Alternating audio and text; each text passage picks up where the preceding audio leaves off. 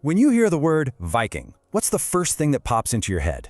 I bet it's something with axes, long ships, maybe some fire and fury, right? We all have this image of these savage warriors from the north, just storming onto the scene. But what if I told you that picture, as awesome as it is only a tiny piece of the puzzle? Well, let's dive in, because the real story behind the myth is so much more complex and, frankly, so much more interesting. Yeah, on the one hand, you've got the myth, the one-dimensional destroyer. But the reality? Whoa. Farmers, sophisticated lawmakers, even global traders. It almost sounds like we're talking about two completely different groups of people, doesn't it? So in this explainer, we're going to peel back the layers and uncover 7 hidden secrets that history tends to skip over. And I promise, these secrets are going to change everything you thought you knew about the Vikings. All right, so secret number 1. This one is maybe the most important, because it completely flips the script on what a Viking was. It's all about what they actually did with their time, day in and day out. Just look at these numbers. It's staggering. A full 90% of the Norse people were farmers and herders. 90%! That means raiding wasn't a job, it was more like a high-risk, high-reward summer gig for a pretty small group of young guys trying to make a name for themselves. For almost everyone else, life was about the seasons, the crops, and their livestock. So the Viking world wasn't really built on the sword, it was built on the plow.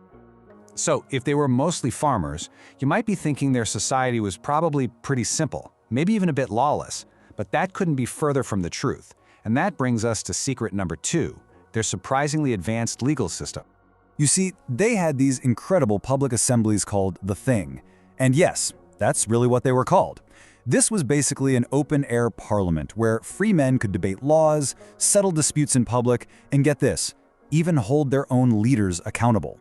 Think about that for a second. This was a form of democracy, a way for the people to participate in their own governance at a time when most of Europe was ruled by kings who answered to no one. It's kind of mind-blowing. Now, a society this organized also had a very different perspective on gender roles than you might expect for the time. And this leads us directly to secret number 3, which is the truly unexpected power of Viking women. Get ready for this. While women in most of medieval Europe were treated like property, Viking women could own land in their own right.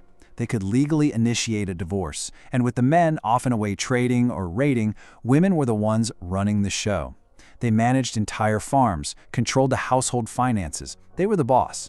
And we know this for a fact because of what we find in their graves. High-status women were often buried with a large set of keys, the ultimate symbol that they held the authority.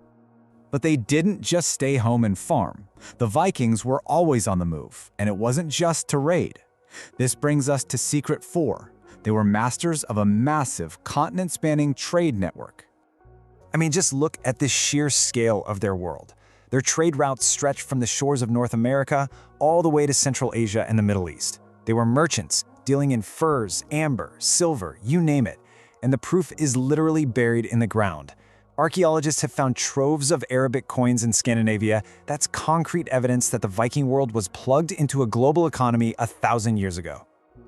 Okay, it's time to tackle one of the biggest myths head-on. You know the one I'm talking about? The image of the dirty, grimy, smelly Viking barbarian? Let's get into secret number 5.